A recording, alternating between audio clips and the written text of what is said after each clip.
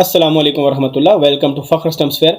आज हम बात करेंगे कैश मेमोरी पर। हमें पता है असेंबली प्रोग्राम में डाटा भी हमारे पास होता है, इंस्ट्रक्शंस भी होती हैं, और जब हम प्रोग्राम को एग्जीक्यूट करते हैं तो हमारे पास ये दोनों चीज़ें रैम के अंदर जाके स्टोर होती है। रैम में डाटा भी होता है और रैम में इंस्ट्रक्शंस भी हमारे पास स्टोर होती हैं, क्योंकि रैम के अलग अलग सेगमेंट होते हैं। डाटा सेगमेंट है, स्टैक सेगमेंट हमारे पास होता है, कोड सेगमेंट होता है। हमें इस बात का बखूबी पता है कि इंस्ट्रक्शन को एग्जीक्यूट हमारा प्रोसेसर करता है, और प्रोसेसर इंस्ट्रक्शन को एग्जीक्यूट करने के लिए एक प्रोसेस को फॉलो करता है जिसको हम कहते हैं सीपीयू इंस्ट्रक्शन एग्जीक्यूशन साइकिल। और उस प्रोसेस का जो पहला पार्ट है वो है इंस्ट्रक्शन को फैच करना।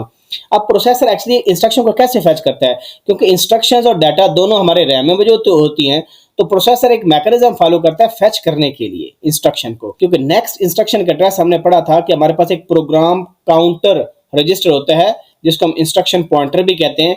इसके अंदर नेक्स्ट इंस्ट्रक्शन का एड्रेस होता है, तो प्रोसेसर देखता है कि इसमें एड्रेस कौन सा पड़ा है, वो एड्रेस बस पर लोड करता है, और जो कंट्रोल बस को कहता है कि इस एड्रेस पर जो डाटा पड़ा है या जो इंस्ट्रक्शन पड़ी है उसको फैच करके लाओ रैम से। रैम का जो मेमोरी कंट्रोलर होता है वो उस एड्रेस पर जो भी इंस्ट्रक्शन है या जो भी डाटा है वो रिट्रीव करता है और डाटा बस पर डाल देता है। तो सीपीयू फिर उसको कहां पर स्टोर करता है, हमारे पास होता है इंस्ट्रक्शन रजिस्टर IR, उसके अंदर हमारी वो इंस्ट्रक्शन आके स्टोर हो जाती है।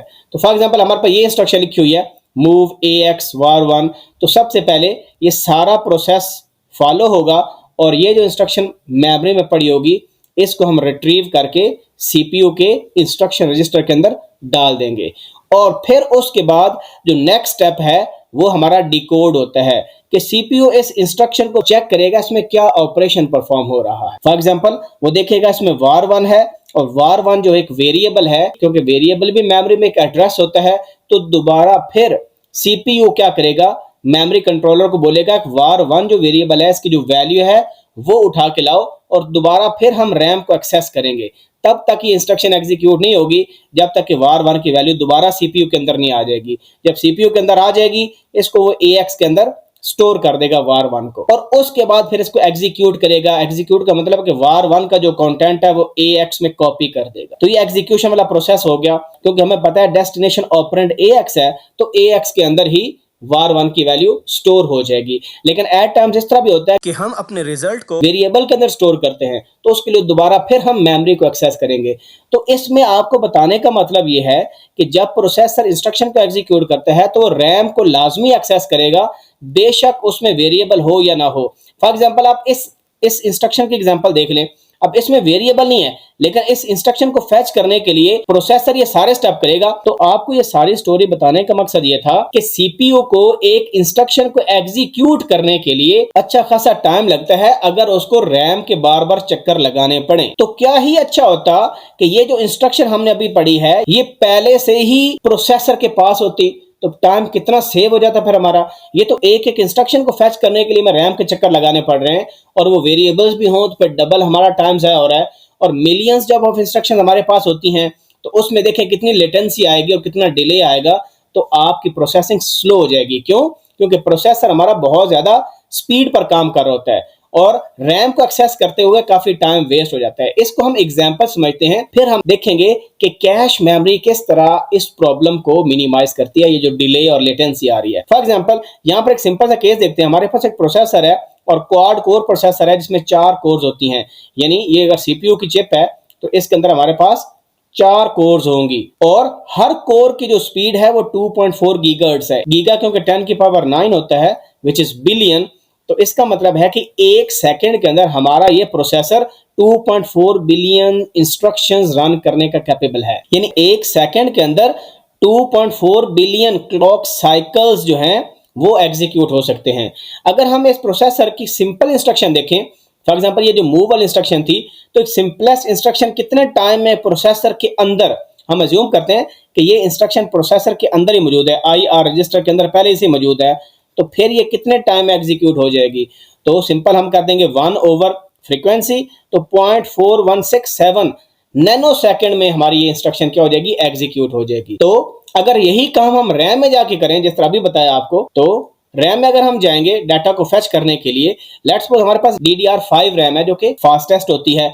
DDR5 रैम के अंदर भी ये जो मेमोरी का कंट्रोलर को जब बता दिया कि भाई इस एड्रेस पर तुमने जाके वो जो वैल्यू पड़ी है उसको रिट्रीव करना है, तो वो कम से कम भी आपके 15 नैनो सेकंड लगाएगा सिर्फ सर्चिंग करने में। और ये जो दूसरा टाइम है जब सीपीयू बता रहा है एड्रेस बस में एड्रेस डाल रहा है और कंट्रोल बस को बता रहा है, ये तो RAM simple 15 nano second searching में लगा रही है ना उसको रिट्रीव करने में, फिर उसको दोबारा भेजेगी सीपीयू के पास, सीपीयू उसको स्टोर करेगा, वो ओवरहेड एक्स्ट्रा है। अगर हम आइडियल कंडीशन देखें, सिर्फ 15 नैनो सेकंड ले लें, तो अगर हम कंपैरिजन करें एग्जीक्यूशन टाइम का, तो ये वो टाइम है जो प्रोसेसर रैम से इंस्ट्रक्शन को फेच करके एग्जीक्यूट कर रहा है, क्योंकि 15 नैनो सेकंड तो उसको फेच करने में लग रहे हैं और 0.4167 नैनो सेकंड वो हैं जो प्रोसेसर के अंदर अगर इंस्ट्रक्शन आ जाती है तो उसके बाद एग्जीक्यूट होती है। तो उसको हम डिवाइड कर दें प्रोसेसर की अपनी टाइम के साथ जिसमें इंस्ट्रक्शन एग्जीक्यूट होती है, तो 37 आंसर आ जाए। तो इसका मतलब कहने का रैम से अगर प्रोसेसर इंस्ट्रक्शन को फेच करके एग्जीक्यूट कर रहा है तो it is 37 times slower then अगर प्रोसेसर के अंदर ही वो इंस्ट्रक्शन हो। तो ये तो एक इंस्ट्रक्शन में इतना आपके पास स्पीड स्लो हो रही है, यानी आप खुद अंदर लगे कि 37 टाइम्स रैम स्लोअर है कि प्रोसेसर पहले रैम में जाए, वहां से फेच करे, फिर उधर लाए सीपीयू में, फिर एग्जीक्यूट करे। तो ये एक इंस्ट्रक्शन में इतना ज्यादा हमारा टाइम वेस्ट हो रहा है। तो व्हाट इफ हमारे पास मिलियंस या बिलियंस इंस्ट्रक्शन हो, तो फिर देखें कितना टाइम वेस्ट होगा। तो इस वजह से हमें कोई ऐसा मैकेनिज्म बनाना है कि समहाउ ये जो इंस्ट्रक्शंस और डाटा है ना जो रैम के अंदर मौजूद है, ये किसी तरह सीपीयू के करीब करीब आ जाए ताकि ये लेटेंसी और डिले कम से कम हो सके। तो इसका सोल्यूशन हमारे पास है cache memory. This is cache memory. Cash का मतलब होता है हिडन, हिडन का मतलब छुपा हुआ। दो वजह से इसको हिडन कहते हैं। नंबर 1, कैश मेमोरी हमारी रैम की स्लोनेस को हाइड कर देती है। कैसे हाइड करती है? क्योंकि जो कैश मेमोरी है वो सीपीयू चिप के ऊपर होती है और हमारा जो फ्रीक्वेंटली एक्सेस डाटा होता है वो रैम से हम कैश के अंदर लेके आ जाते हैं ताकि सीपीयू को जब भी नेक्स्ट इंस्ट्रक्शन चाहिए या कोई डाटा वेरिएबल चाहिए तो वो कैश से ही एक्सेस कर ले, रादर के वो बार बार रैम के अंदर जाए। नंबर 2, जब हम कोई इंस्ट्रक्शन लिखते हैं तो प्रोग्रामर को क्या लगता है कि ये var1 वेरिएबल मेमोरी के अंदर है और ये स्टोर हो रहा है एक रजिस्टर के अंदर। लेकिन एक्चुअली होता क्या है कि ये वेरिएबल 1 जो है ये कैश में पड़ा होता है और कैश से सीपीयू में जाता है। तो प्रोग्रामर से कैश मेमोरी हिडन होती है। प्रोग्रामर ये समझ होता है कि रैम से ये वाला डाटा रजिस्टर में जा रहा है, लेकिन एक्चुअली ये कैश से जा रहा होता है। एक और इंपॉर्टेंट चीज, हमें पता है कि इंस्ट्रक्शन हमारे पास होती हैं, पहले एक इंस्ट्रक्शन फेच होती है, फिर दूसरी एंड सो ऑन। तो हमारी कैश क्या करती है? शुरू में जब सीपीयू को पहली इंस्ट्रक्शन चाहिए होती है, एक्चुअली कैशे में चेक करता है, तो कैशे में इंस्ट्रक्शन नहीं होती, तो कैशे क्या करती है? एक ब्लॉक ऑफ इंस्ट्रक्शन रैम से फेच करके अपने अंदर स्टोर कर लेती है। इसको हम डिटेल से नेक्स्ट लेक्चर में देखेंगे कि ब्लॉक ट्रांसफर क्या होता है, इसमें डिफरेंट वर्ड्स होते हैं। तो फिर क्या होता है, नेक्स्ट टाइम जब इंस्ट्रक्शन चाहिए होती है तो सीपीयू कैश से डायरेक्टली ले लेती है इंस्ट्रक्शन को, रैम में बार बार उसको नहीं जाना पड़ता। और सिमिलरली कोई डाटा भी चाहिए होता है तो हमारा शुरू में जब first time variable let's suppose var1 है तो var1 कैश में शुरू में नहीं होता। कैश जो है ऐसे रिक्वेस्ट करती है और जो वेरिएबल्स एक लाइन में पड़े होते हैं, लेट्स सपोज वेरिएबल 1 आपने शुरू में आपको चाहिए, आगे वेरिएबल 2 पड़ा है, तो ज्यादा चांसेस होते हैं कि नेक्स्ट टाइम फिर ये वेरिएबल भी कॉल होगा। तो ये एक ब्लॉक ऑफ वेरिएबल्स को भी उठाकर कैश में स्टोर कर लेते हैं ताकि हमें जब भी नेक्स्ट वेरिएबल चाहिए या नेक्स्ट इंस्ट्रक्शन चाहिए तो रैम में जाने की बजाय हम कैश से ही एक्सेस कर लें। इसको इंशाल्लाह हम डिटेल से नेक्स्ट लेक्चर में देखेंगे। अगर शुरू में जब फर्स्ट इंस्ट्रक्शन कैश में नहीं होती तो उसको हम कैश मिस कहते हैं, और जब इंस्ट्रक्शन कैश में मौजूद हो या डाटा उसको कैश हिट कहते हैं। तो जो टर्म्स रिलेटेड टू कैश है इंशाल्लाह नेक्स्ट लेक्चर में उसको हम देखेंगे। कैश का एक बहुत इंपॉर्टेंट एडवांटेज भी है हमारे पास। वो एडवांटेज ये है कि अगर हमारे पास एक लूप लगा हुआ है तो लूप में हमने कोई वेरिएबल यूज किया हुआ लेट्स सपोज, तो इसकी बजाय कि हम वेरिएबल को जब बार बार आपका वेरिएबल अपडेट हो रहा है तो उसको रैम में स्टोर करें, बल्कि वो कैश में ही स्टोर होगा and once loop is over तब हमारे पास ये वेरिएबल जाके रैम में स्टोर होता है। तो कैश काफी फास्टेस्ट आपके पास मेमोरी है जो कि रैम के स्लोनेस को हाइड कर रही है। अब कैश के भी हमारे पास लेवल्स होते हैं। ये लेवल 1 कैश है, फिर L2 कैश है, L3 कैश है। कुछ प्रोसेसर में सिर्फ L1 होती है, कुछ में L1 L2 दोनों होती हैं और कुछ में तीनों कैश आपके पास होती हैं। जो L1 कैश है ये बिल्कुल सीपीयू जो प्रोसेसर हमारी कोर होता है उसके बिल्कुल पास होता है। होती तो तीनों कैशे ही प्रोसेसर की चिप के अंदर है, लेकिन हमारी जो कोर होती है प्रोसेसर की उसके करीब 3 लेवल 1 कैश है और इसका साइज सबसे कम होता है। हमें पता है जितनी मेमोरी का साइज कम होगा उतनी उसका जो एक्सेस होगी वो फास्टेस्ट होगी। नॉर्मली L1 कैश केबी के अंदर होती है तो डिपेंड करता है, मैक्सिमम 128 KB इसका साइज हो सकता है।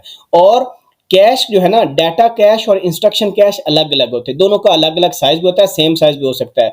लेट्स सपोज अगर 64 KB लिखा हो सकता है ये डाटा कैश का ये साइज हो, इंस्ट्रक्शन कैश का ये साइज हो, और इनके दरमियान वेरी भी कर सकता है।